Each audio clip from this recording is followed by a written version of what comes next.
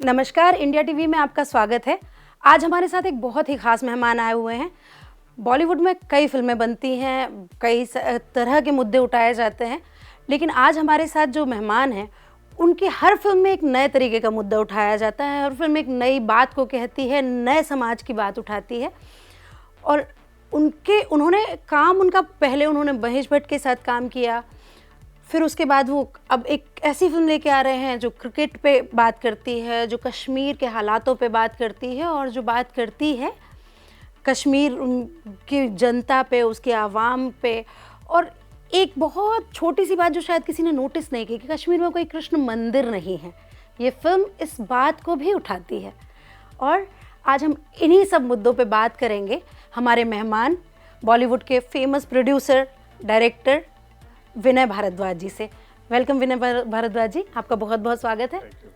और बात करते हैं आपके आने वाली फ़िल्म को लेके।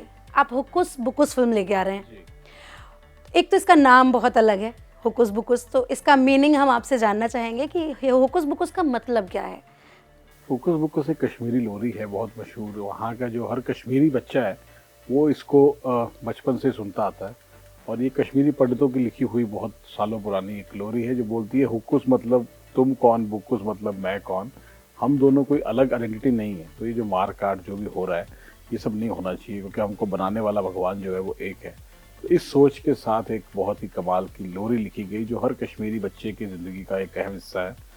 उसी लाइंस पे हमारी फिल्म है जो बोलती है कि कश्मीर में जो कुछ कश्मीरी पंडित हैं, कुछ सिख भी होंगे, हर इंसान जो कश्मीर में रहता है उसकी तो मदरलैंड वही है ना। वो तो यही चाहेगा कि मैं अपने आने वाले पीढ़ी के बच्चों के लिए कुछ ऐसा छोड़ के जाऊं कि उनको लगे कि ये जगह हमारी भी थी। ये सिर्फ ऐसा एक शहर नहीं है जो बिल्कुल थोड़ा इस्लामिक लुक या मज़हब को करता है।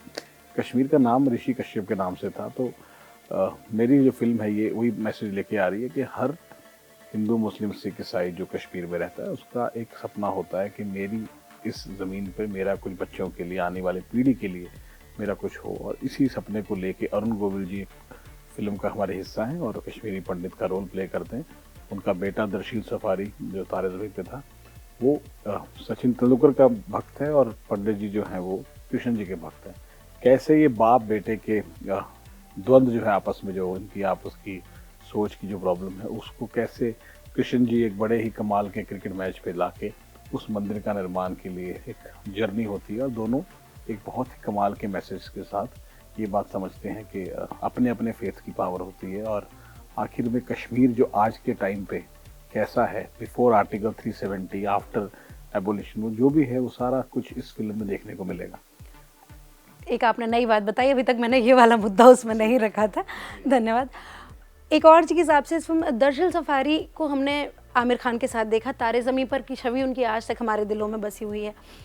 और भगवान राम वाली, आपने दो ऐसे लोग उठाए हैं जिनका पहले से जो उनका काम है वो बहुत ज़्यादा हैवी काम है, उस नाम से वो जाने जाते हैं। आप भगवान राम से कृष्ण को स्थापित करवा रहे हैं, तो आपको कैसा लगा इन दोनों एक्टरों के साथ काम करके? मैं 2004 से महेश भट्ट साहब के साथ काफ़ी फिल्मों के साथ जुड़ा रहा हूँ, उनका तरीका चीज़ों को देखने का। तो मैं इन दोनों पे तब पहुंचा। इनफैक्ट जो मेरा विलन भी है हमारी फिल्म में, नॉट अ विलन, एक और जो कैरेक्टर है वो सज्जाद जलफुल जो सलमान खान की एकता टाइगर में मेन विलन थे, वो हैं प्ले कर रहे। और तो ये तीनों जो कलाकार हैं इन्होंने अपने पहले काम बहुत ही रिनाउंड लोगों के साथ किए, मगर मुझे कहीं ना कहीं ऐसा लगता है कि they are very good actors. Darsheel को मैंने एक प्ले में देखा और हमारा जो कैरेक्टर है राम जी का, राधे श्याम जी का, वो बिल्कुल अरुण गोविल जी की छवि के साथ जाता है क्योंकि आफ्टर राम उनको कुछ ऐसा काम नहीं मिला जो कि वो कमर्शियली प्रूव कर सके कि I am a good actor. तो इस तरह के दो एक्टर जिनको कहीं ना कहीं आई थिंक दर्शील के अच्छे एक्टर होने का क्रेडिट आमिर खान ले गए। मुझे ऐसा लगता है कि उन्होंने बनाया दर्शील को, एक ऐसी सोच आ रही है लोगों के बीच में। और कहीं ना कहीं अरुण गोविल जी क्योंकि वो राम थे तो उनकी एक्टिंग को कोई देखता नहीं, उनकी छवि को ही लोग प्रणाम करते हैं। तो इन दो और इन एक्टर्स को मैंने एज एक्टर देखा और अपने कैरेक्टर को इनमें देखा कि एज अ फादर सन, और सचिन तेंदुलकर का जो भक्त है वो थोड़ा सचिन जैसा लगे और अच्छा एक्टर हो। तो इसके में जब प्ले देखा तो मुझे रियलाइज़ हुआ कि ये दोनों बिल्कुल परफेक्ट है मेरे कैरेक्टर के लिए। इन्होंने पहले क्या काम किया है उससे हमको फ़र्क नहीं पड़ता, मगर उन्होंने पर्दे पे कमाल किया है। और जैसे इन दो फिल्मों की बातें हो रही हैं, आई प्रॉमिस के हुक्कुस बुक्कुस के बाद पंडित जी को, अरुण गोविल जी को एक कश्मीरी पंडित के रूप में भी लोग पसंद करेंगे और कृष्ण जी के भक्त के रूप में पसंद करेंगे। और दर्शी जो है वो कृष्णा का अर्जुन एक नए लेवल पे ईशान की जगह एक और जगह स्थापित करेगा अपनी एक्टिंग के दम पे। आपके जवाब ने मुझे एक और चीज़ याद दिला दी। आपके जवाब में महेश भट्ट का भी नाम आया और थिएटर का भी नाम आया। आपका महेश भट्ट से कनेक्शन बहुत ख़ास है और आपने उनके कई सारी फिल्मों को थिएटर में एज अ प्ले लॉन्च किया है। ये अनुभव कैसा था? हमने थिएटर वाले जो प्ले थे उनको सिनेमा में पलटते देखा था, लेकिन किसी फिल्म पे प्ले करना ये आपने किया। महेश भट्ट की शायद अर्थ आपने डैडी अर्थ कुछ फिल्में आपने थिएटर में लेके आए, तो ये कैसे आपके दिमाग में आया और ये कैसे किया? हमारा एक दोस्त है दिल्ली के, इमरान जाहिद, एक एक्टर हैं और उनके साथ अभी हमने एक फिल्म भी की है, अब दिल्ली दूर नहीं, हमने रिलीज़ किया, आई प्रोड्यूस्ड इट, 12 मई को आई थी वो। तो वो बहुत इनोवेटिव लड़का है और वो बहुत अच्छा एक्टर है और वो मुझे बहुत अपील करता था। और तो हमको लगा कि डायरेक्ट सिनेमा में जाने से पहले कुछ ऐसा किया जाए कि हमको समझ आए कि द बॉन्डिंग, द टीम कैसा काम होता है। तो हमने इनकी कमाल की जो फिल्में हैं उनको, इमरान जी का ये आइडिया था और उन्होंने डायरेक्टर्स को लेके आए और हम लोगों ने मिलकर इसको प्रोड्यूस किया और बहुत ही अहम डैडी जैसा फिल्म को प्ले बनाया हमने, बहुत 17-18 शहरों में किया। फिर हमने अर्थ को लेके हम लोगों ने बनाया। तो ऐसे करके काफ़ी सारे हमारे फिल्मों को हमने थिएटर में लेके आया, कमाल के एक्टर्स मिले और समझ आया कि जब अगर स्क्रिप्ट स्ट्रांग है, चाहे वो थिएटर हो चाहे वो फिल्म हो, लोगों की तालियां तो मिलती हैं। बहुत अलग काम था और जैसा कि मैं देख रही हूँ कि ये जो फिल्मों से थिएटर को फिल्मों की कहानी को थिएटर में ले जाना और इसके अलावा सिनेमा में भी देख रही हूँ। मैंने आपके अभी अपकमिंग प्रोजेक्ट्स के बारे में थोड़ा सा पढ़ा तो मुझे पता लगा कि एक आप फिल्म लेके आ रहे हैं हनी सिंह और महेश भट्ट को लेके, इल्यूमिनेटी, और एक आपका टॉक शो आ रहा है जिसे महेश भट्ट होस्ट करने वाले हैं। तो ये इतनी वैरायटी आप लेते कहाँ से हैं काम के लिए? ये कहाँ से आइडिया आता है आपके? इल्यूमिनाटी इज़ अ वर्ड जो सबके दिमाग पे हिट कर जाता है सुनते ही। मैंने भी जब नाम पढ़ा तो मुझे लगा कि मैं इस बारे में ज़रूर आपसे पूछूंगी कि ये कैसे। ये जो कहानियाँ हैं ये अपने आप आती हैं कि आप कोई नॉर्मल कहानी, कोई नॉर्मल लव स्टोरी नहीं ढूंढते। आप हमेशा मैं वही ढूंढता हूँ जो कुछ मैसेज दे सके। हमारी इससे पहले एक फिल्म आई, अब दिल्ली दूर नहीं, एक रियल IAS की कहानी है, कैसे IAS की जर्नी होती है। वैसी एक और फिल्म 12th फेल अभी मेरे को मालूम चला आई है। तो वो अगर आप ट्रेलर देखेंगे अब दिल्ली दूर नहीं का और 12th फेल का, आपको रियलाइज होगा कि वो सिमिलैरिटी है। इनफैक्ट हमें तो हमारा काम विनोद चोपड़ा जी 12th फेल, तो हमें तो हमारा काम अच्छा लगता है। हम तो ये बोल सकते हैं कि उन्होंने हमसे इंस्पायर हुए हैं, मगर दुनिया ये बात नहीं बोलेगी because they are bigger brand. तो कहानीकार जो है, फिल्म मेकर के लिए कॉन्सेप्ट इज इम्पॉर्टेंट। अगर आप आज अब दिल्ली दूर नहीं का ट्रेलर देखते हैं 12वीं फेल 12th फेल के साथ और आप मुझे रिव्यू दीजिए ऑनेस्ट, आपको समझ आ जाएगा कि फिल्म मेकर जो है वो, ये इंडस्ट्री पैसे से नहीं चलती, ये कहानी से चलती है। तो when you get a right story, अगर मुझे लगा कि मुझे अब दिल्ली दूर नहीं जैसी कहानी बनानी चाहिए, एक IAS की कहानी, सेम जर्नी है, वो ट्रेलर देखा तो मेरे को लगा ये हमारे का रेप्लिका है, क्या है ये, और it was not as effective जो मुझे लगता है।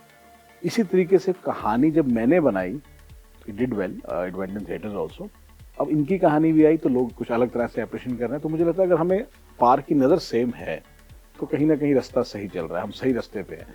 फिर ये इल्यूमिनाटी जो कहानी है, ये मेरे मन में हमेशा से था कि स्ट्रगलर की कहानी आनी चाहिए बाहर, कि हर कोई स्ट्रगल कर रहा है अपनी अपनी। हनी सिंह इसमें एक्ट भी करने वाले हैं? I approach Honey Singh for acting, मगर वो इतना बिंदास लड़का है, वो ही सेड कि पाजी मुझसे एक्टिंग होती नहीं है, कोई फ़ायदा नहीं होगा, नुकसान होगा, क्योंकि मैं नहीं एक्ट कर पाऊंगा। और आपका थॉट बहुत बड़ा है और इतना अच्छा थॉट है ये कि एक काम मैं चाहता हूँ कि मैं इसको प्रोड्यूस करूँ आपके साथ। इसका म्यूज़िक इतना कमाल का कॉन्सेप्ट है कि मैं इसको और बड़ा करता हूँ आपके साथ। और he came as a producer with me और हम लोग मिलके इसको बना रहे हैं। कहानी बहुत कमाल की फाइनल हुई है।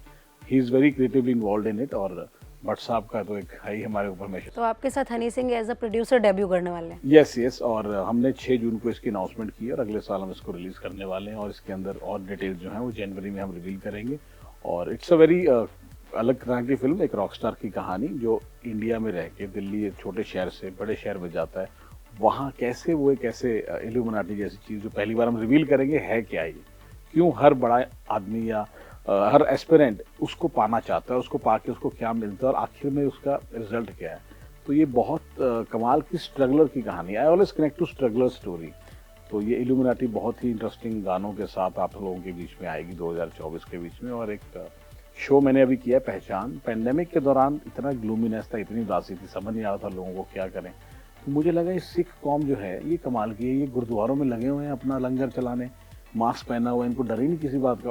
ऑक्सीजन खत्म हो गई दुनिया में, चलो जी ऑक्सीजन का लंगर लगाएं। तो इनके कैरेक्टर अलग हैं, तो मैं बहुत इंस्पायर हुआ इनसे। तो मुझे लगा इनकी कहानियाँ निकालनी चाहिए, और मेरे पास एक किताब आई, उस किताब को लेके मैंने ये प्रोग्राम को प्लान किया, उन लोगों को अप्रोच किया, उनके घर पे गए, उनकी कहानी सुनी तो मैं इतना हैरान हो गया कि 84 में उन्होंने इतना कुछ सहा है।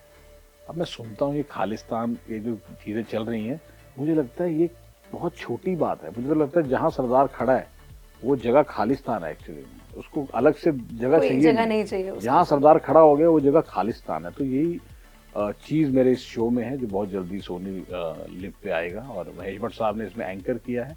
उन्होंने 15 ऐसे शख्सियत, जो कि मोटेक्स में अहलूवालिया से लेकर और बहुत कमाल की शख्सियतें हैं, all Sardar, all Sikh community के लोग, influential Sikh, powerful Sikh, who are establishing, who are doing lot of seva. और उनकी जब बैक स्टोरी पे जाओगे तो आपके आंसू नहीं रुकेंगे कि उन इंसान ने, जिसका घर जल गया, जिसके बच्चों को उसका पड़ोसी बचाने को तैयार नहीं, किसी ने बाल कटवाने पड़े, किसी को मतलब उसका सब कुछ बर्बाद हो गया, आज वो पेंडेमिक हो या कुछ हो, सबसे पहले औरों की सेवा में लगता है और बोलता है मेरे गुरु ने यही बोला था कि सेवा कर। तो उनकी कहानियां महेश भट्ट जैसे इंसान के द्वारा जब पर्दे पे आएंगी तो बहुत हार्ट टचिंग प्रोग्राम है, और मैं बहुत खुशकिस्मत हूँ कि ऐसी ऐसी कहानियां भगवान मुझे देता है। महेश भट्ट के साथ काम करना आसान नहीं, मैंने कई लोगों के मुंह से सुना। तो आपके लिए ऐसा होस्ट क्यों मिला, और आपको लगता है कि मतलब गुस्सा उनका तेज़ है, उनके हिसाब से सब परफेक्ट नहीं होता तो वो थोड़ा सा उखड़ जाते हैं, मैंने सुना है सेट पे, तो आप इस सब के लिए मेंटली तैयार हैं? क्योंकि 2004 से अब तक यही सीखा कि जिस बात पे गुस्सा नहीं आने वाला, अपने आप को इतना तैयार करना पड़ता है। ये नहीं सोचा कि गुस्सा हो, ये सोचा कि इतने तैयार हो जाओ कि उनको गुस्सा करने का मौका ना मिले। और जब ये हुआ तभी मैंने फिल्में प्रोड्यूस करनी शुरू की। मेरी इंडिपेंडेंट फिल्म, मेरी पहली पंजाबी फिल्म दुश्मन उन्होंने प्रेजेंट की थी, जिसमें आशिकी 2 की राइटर शगुफ्ता रफ़ी को हमने चांस दिया था, और बहुत अच्छा पंजाब में उसका रिस्पॉन्स था। अब दिल्ली दूर नहीं में भट्ट साहब ने एक्ट किया मेरी फिल्म में मेरे लिए। तो कहीं ना कहीं ये लर्निंग, इसमें हमेशा मेरा एज ए मेंटर साथ रहे हैं महेश भट्ट साहब, और मैंने बहुत सीखा है। और अब मुझे यकीन है कि मेरे सेट पे और मेरे जो कंटेंट है उसमें कुछ ऐसा नहीं करूं कि महेश भट्ट साहब को लगे कि मैंने कुछ गलत किया। ही ऑलवेज से कि future will decide whether you make me proud और आई मेड यू प्राउड। तो उन्हें लगता है कि मेरे काम से काफ़ी अच्छा होगा, और मैं अच्छा काम कर रहा हूँ। मेरे लिए एज अ मेंटर उनके ये वर्ड्स भी बहुत हैं, और मैं ऐसा ही कंटेंट लेके आऊँगा कि कहीं ना कहीं महेश भट्ट प्रेजेंट्स हो ना हो, महेश भट्ट की प्रेजेंस दिखे हर मेरे काम में। मैं ये सोचता हूँ। नाइस, उनके जैसा काम आपका भी हो और उनके जैसा नाम भी आपका हो, ऐसी हमारी शुभकामनाएं। 3 नवंबर को फिल्म आ रही है हुकुस बुकुस, जिसके नाम का बहुत प्यारा मतलब है, ये एक लोरी के शब्द हैं। ज़रूर देखिएगा। हमारी तरफ से बहुत बहुत शुभकामनाएं विनय जी को। मिलते हैं।